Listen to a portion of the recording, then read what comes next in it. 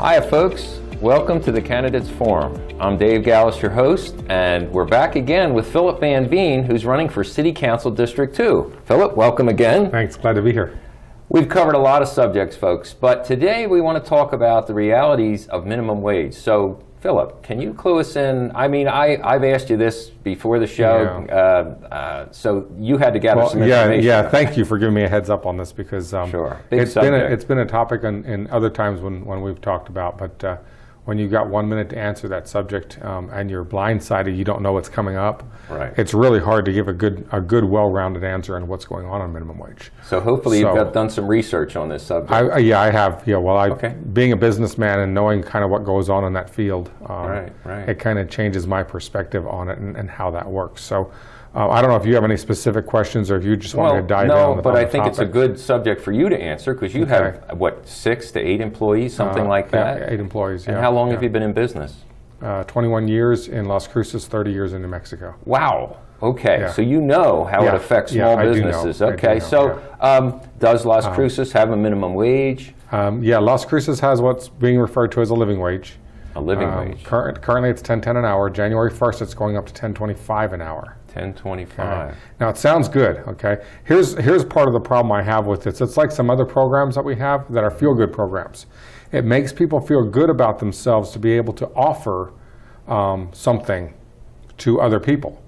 And so this is one of those things that's a feel-good program that was voted in, and I'm going to prove that in a minute, that it's a feel-good program and why this is not the best idea. Of course, it's done now. We can't turn the clock back on this. Right. But we can keep from making matters worse as we move forward. Sure, because from what I understand, small businesses run on a very narrow margin of profit. A very narrow margin, but people think that they make tons of money and that sort of thing. But they're going out of business. It took years. Most small business people, a lot of small business people, especially when they're starting out, are basically working 24/7. When they're not in the office, when they're not there running whatever needs to be run for their type of business to operate, they're at home doing their books and keeping those and that sort of stuff. It's not a big margin thing, and that's why most small businesses fail in the first 5 years. Yes.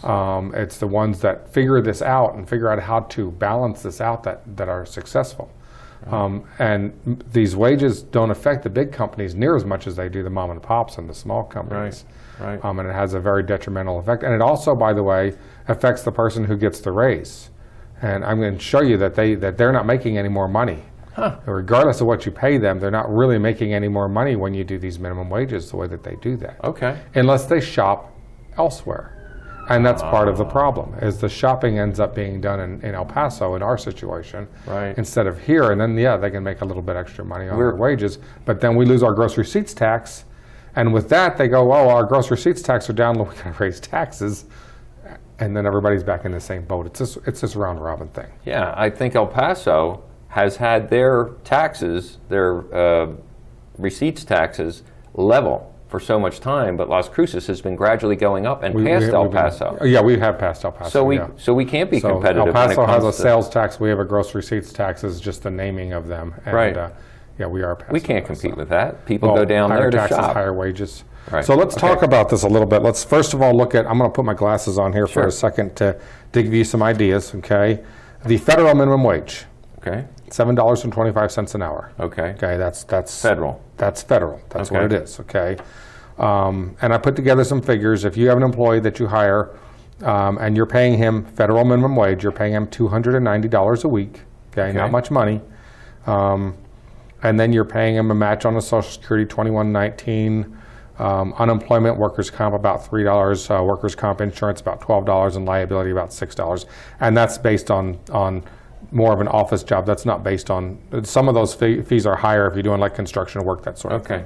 So some of those fees change on insurance fees. Okay. People don't consider that when they consider the total. So that pay for $290 a week that the employee gets, $333.27 is actually what the business is paying out. Okay. To have that employee there, and it comes out to $8.33 an hour.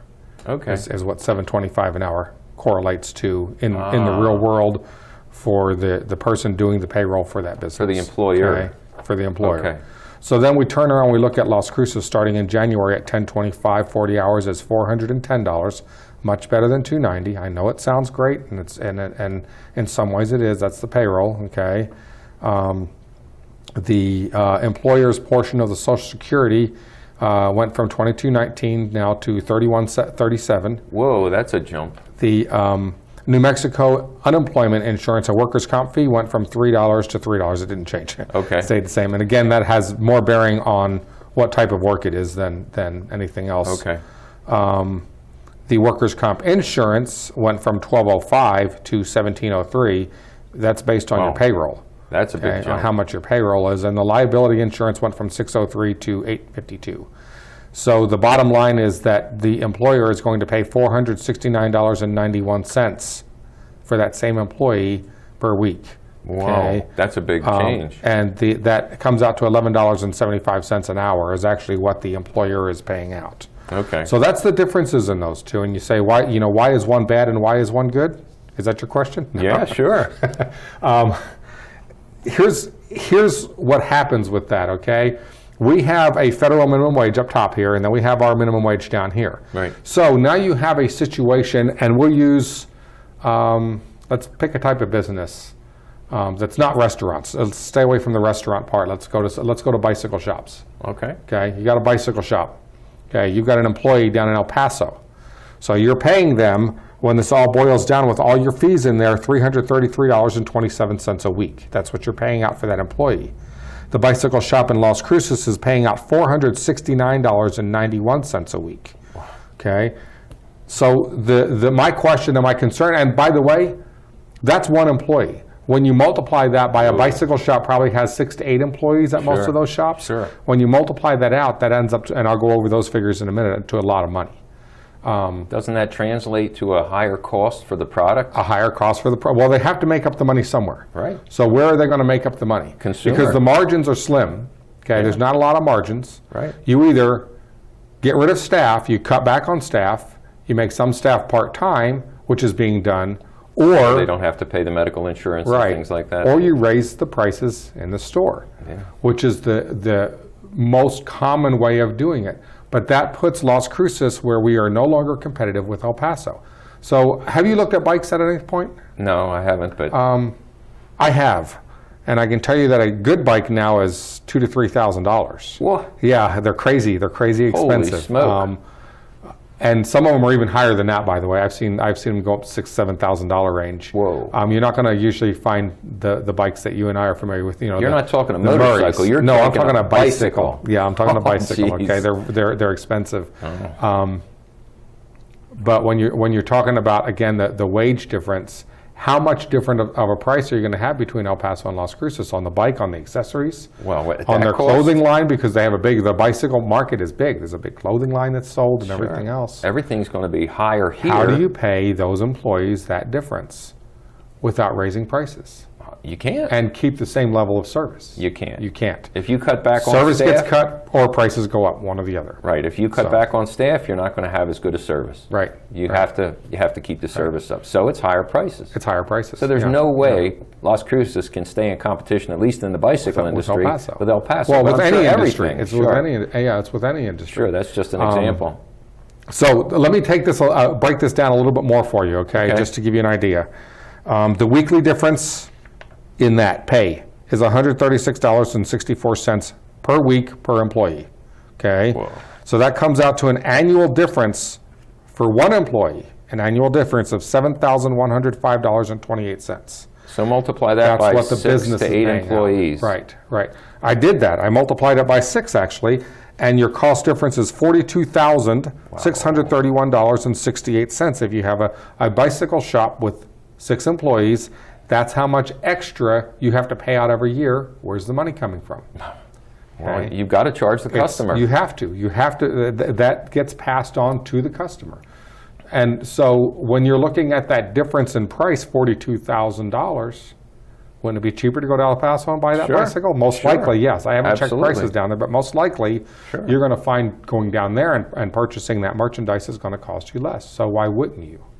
It makes a lot of sense. I mean, you can't stay competitive. Right. And then what's the flip side of that? So let's say you're buying a new bike. Okay, you look at the prices, you decide to drive down to El Paso. They have more staff on hand because they're not paying out the same wage. Right. And they have a better selection because they can stock more because they have the funds to do it. And you pick out your bicycle down there and you buy it. What are the bad effect did you just do on Las Cruces? No taxes. Okay, so Las Cruces now lost out on the tax base. Oh, right. Because everybody starts shopping down in El Paso, Las Cruces loses out on the gross receipts tax. And then what happens? The city goes, hey, we're losing revenue. We're not bringing enough gross receipts money. We better raise the taxes. Right. And this is where that snowball effect happens. And this is, it's... You're hurting that small business more. Right. And it's such a tough situation for us to be in. How do we fix it at this point? We can't go back and we tell people that are making $10.10 an hour currently that we're going to roll them back to $7.25 an hour. But you can stop the bleeding, but right? we can stop the bleeding, right? And that's what we need to do. And then we need to work on our taxes if we can keep our taxes lower than El Paso, then that gives us an advantage back. The employees are making more money. They've got their raise. The taxes are lower, and then that can balance some of that out. It sounds like management to me. It is. City management. Yeah. This is a topic that I get very passionate about. As you can see, I kind of took over the show. Well, you're a businessman. And it ties into another thing that I want to bring up. Okay. If you don't mind. Not at all. I'm just going to jump off subject here a little bit. Because, you covered what I wanted to know. Okay. Well, let's go back to taxes again on this thing and how this affects us. So there is something else that we did in Las Cruces that ties into this. And this was another let's feel good about ourselves type situation. Okay. We had an election a while back, and on that ballot was to put in a bus line in our county. Personally, I think a bus line in our county is a good idea. Okay. But the voters said no by like 78%. A large margin said no. Then how do we get it? Okay, because they did it without us. We had, in fact, one of the people who was involved with that is actually running for office right now that said, basically, in my opinion, this is my opinion, we don't care what the voters say. We're going to do it anyway. The voters said no. They put it in anyway. Okay. Now, the reason why I'm bringing this story up in correlation with this is because they put this bus line in, and the ridership on it was terrible when they put it in. There wasn't anybody riding it. They were losing money hand over fist. I think it was $300 or $400 a ride on this thing to ride these buses. $300 or $400 a ride. Yeah, they broke down the numbers. When you break down the numbers, Holy it was really expensive to ride the bus. So would have been better to have a shuttle service and just pay for a voucher for somebody to use the service. Do something like Dial-A-Ride. Yeah, sure. Dial-A-Ride into the county would have been a much better idea for not solving well thought out. No. Now, of course, me being an ex-cop, it's always okay. What's the angle here? Okay. So is somebody getting paid off? Is somebody getting favoritism? Are they feeding a campaign because they get a service here? The bus company? I don't know. Well, it doesn't seem nice. You ready for me to tie taxes into this? Sure. Okay. So of course we got to pay for the buses and everything else. That's part of it. Right. But because it wasn't working. Okay. They weren't getting the ridership that they needed. People were starting to complain. So what did they do to fix it? They opened 2 routes into El Paso. Oh my gosh, we're sending more business down there. We have the higher wages, okay? And we are actually transporting, on our tax dollars, transporting people from the Las Cruces area to El Paso to shop. El Paso is not footing any of the bill. As far as I'm concerned. They're getting free transportation. Right. If we're going to have stops in El Paso, then El Paso should, like the county does and the city does, El Paso should have to contribute to the buses. Okay. My gosh, I can't believe this. We're shooting ourselves in the foot here. Yeah, we are. Well, look, we're going to take a short break. Okay. When we come back, we can continue this. This is unbelievable. Yeah, okay. Folks, we'll be right back. We're going to talk more about minimum wage, taxes, and how Las Cruces is in such a mess, and how we're going to fix it with Philip VanVeen running for City Council District 2. Be right back.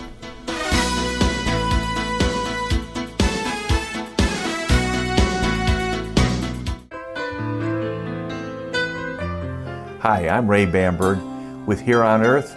I would like to invite you for a free hearing evaluation to our office. We've been here in southern New Mexico for 34 years helping people hear better.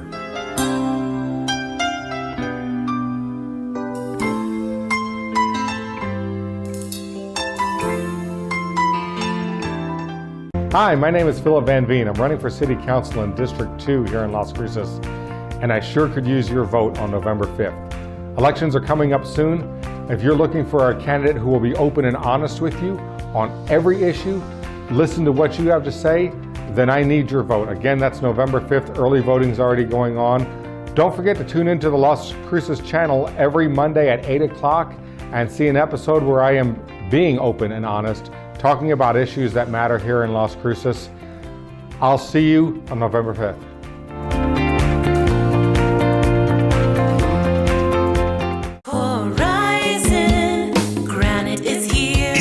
Horizon Granite is here. We'll come to you to customize your kitchen and bathroom with beautiful countertops and cabinets. Find out more at horizongranite.com. Call us at 575-650-3180. Horizon Granite is here. It's here. Make yourself a beautiful home. Hi folks, welcome back to the Candidates Forum. I'm Dave Gallus, your host. We're here again with Philip VanVeen, who's running for City Council District 2. So Philip, you blew me away just before the break. It's like we are actually paying our citizens on a bus route that is not making money. We're losing money, we're bleeding money, and we're taking them to El Paso. Correct. To spend their money in El Paso instead of spending it in our Las Cruces, where we have small businesses that are hurting for business. Correct. Whoa. Look at El Paso and how many buildings are empty. I mean, I know. All over town, really. Up on Telshore, there's a bunch of that too. It's because of decisions like this that directly affect small business in our area. Now, we're not only taking the money away from small business, we're taking the money away from the citizens. Because of the taxes. That's right. Because now they're shopping in El Paso and they're paying El Paso tax, and our gross receipts is suffering. So then we raise our gross receipts tax here, which means more money out of everybody's pocket. Right. Into the government to support a feel-good program. Because it makes people feel good about themselves to say, look, we put this county bus service in, and we're doing all of this good, instead of saying, you know what, we need a way to transport people in the county, and the voters said no to the bus service, so let's look at Dial-A-Ride. Let's look at a different program that we can use, you know. And yes, those programs are not going to make money. That's not what they're designed to do. They're designed to help people. Right. And rightfully so, and they should help people. But at least in those programs, you know, you pay $2 or $3 for a ride with Dial-A-Ride, and they come and pick you up and take you to where you need to go, which is a local business, or a local doctor, or something local here. It benefits our community. This and many other things, it seems like the city wants to be in business, but they're not. They shouldn't be in business. No, they shouldn't be in business. They should be supporting small businesses to employ Las Cruces residents, and like you say, keep the tax base here in Las Cruces. They're not listening to us, and I find that all the time. You know, when I hear the candidates that are the incumbents, and all I hear from them is how great things are and how much they did, I don't know of anything. Well, let me ask you a question then. Sure. On this. And I already know the answer to this, but I'm going to ask anyway.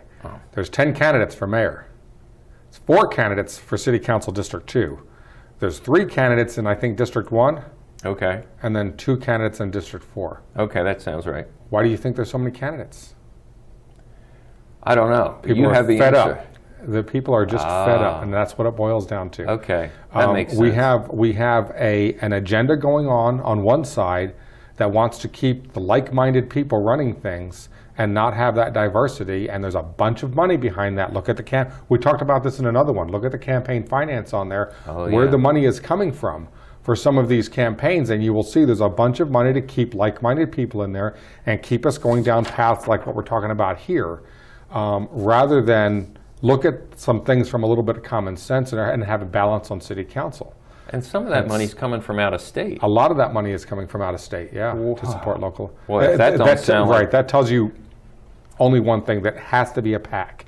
It has to be an alliance of some sort that's backing that sort of thing in order for that to happen. Well, some people say it's a conspiracy theory. I think it's a conspiracy fact. When you have that kind of collaboration and coercion, I guess.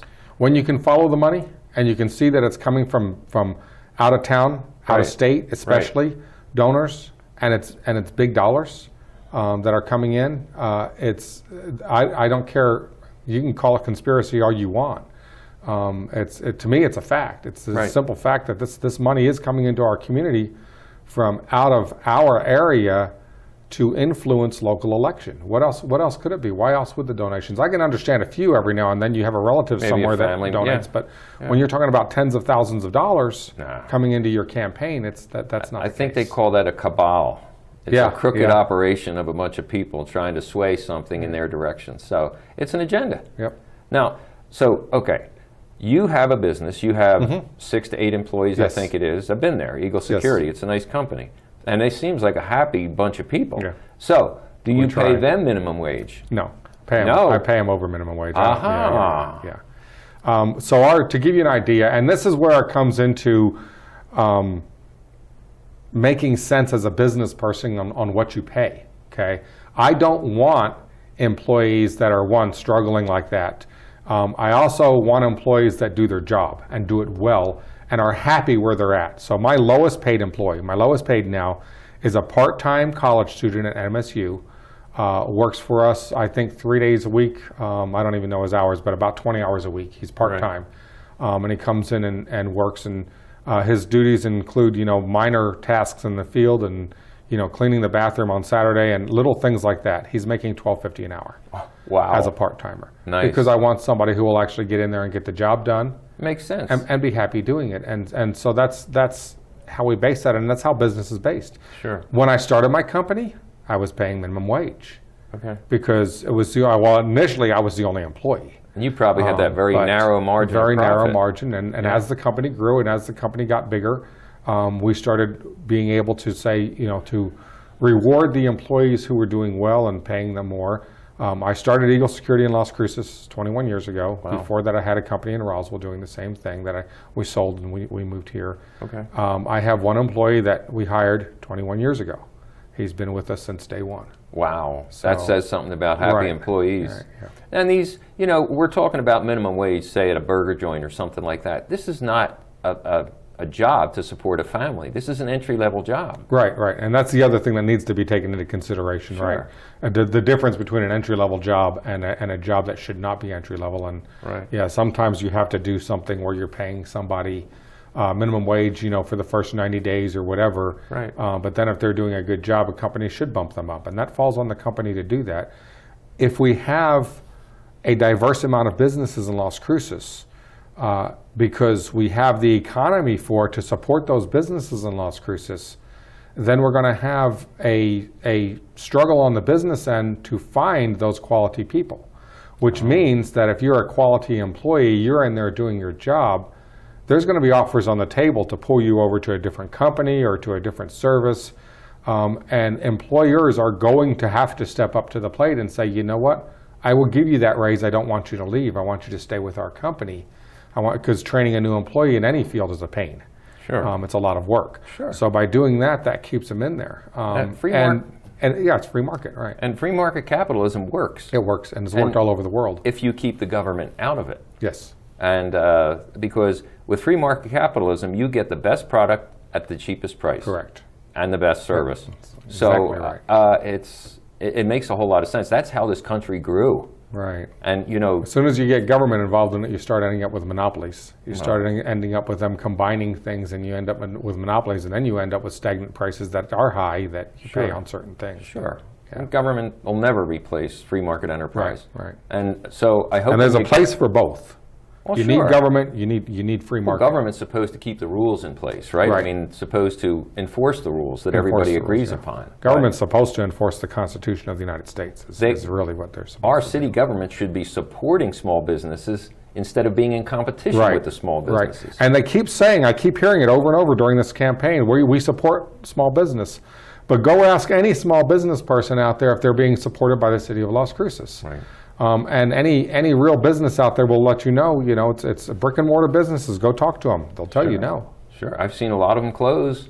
Yeah. Especially on Valley and El Paseo. Yep. It's like, wow, we can do a whole lot better. We have to do a whole lot better. Yes. We really have to do a whole lot better.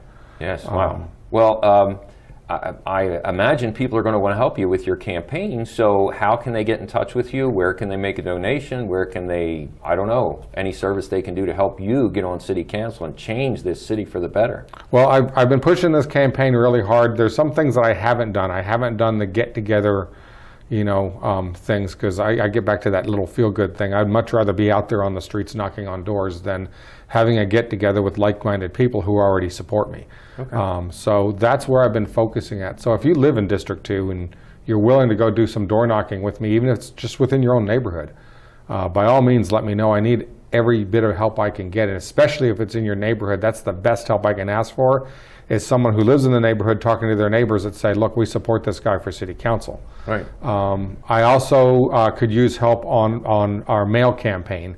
We're doing it ourselves. We don't have the PAC or the PAC money to do the fancy flyers. We're actually doing our own grassroots campaign on that, where I'm actually signing the letters. In fact, half the letters you get in the mail that have handwriting on them are my handwriting addressing them, because we're self-addressing everything, and sending them out to people within the district. And any help with that, stuffing envelopes, addressing envelopes, putting the stamps on them, all of that is a big help. Okay. If you want to donate, donations always help too. You can send a check, if you can do it that way, to my campaign headquarters, which is my business headquarters, 510 West Amador. You can just put Vote VanVeen, 510 West Amador, Las Cruces, New Mexico, 88001. Any donations are a big help. Okay, sounds good, Philip. And your area, District 2, it actually is all wrapped around New Mexico State University. Correct. It's the center. It's Missouri south? Yeah, if you know where Missouri and Bouts are, they're one street there. Basically, with a few exceptions, basically everything south of Missouri. And if you go to the top of Missouri and you head straight across the desert, you'll hit Centennial High School. That's part of the district. If you go the other direction, you're going to hit Bouts. You drop down a little bit at Bouts, and it's Mesilla Park, and all of that area is part of it. Okay, well, we're just about at the end of the show, so thank you, Philip. Voting day is November 5th. Yes. We're in early voting right now. We started, let's see, the early voting convenience centers. October 8th. Okay, so get out and vote, folks. It's so important. We want to change this city for the better. So remember, Philip VanVeen, City Council District 2, and we will see you next time. Thank you.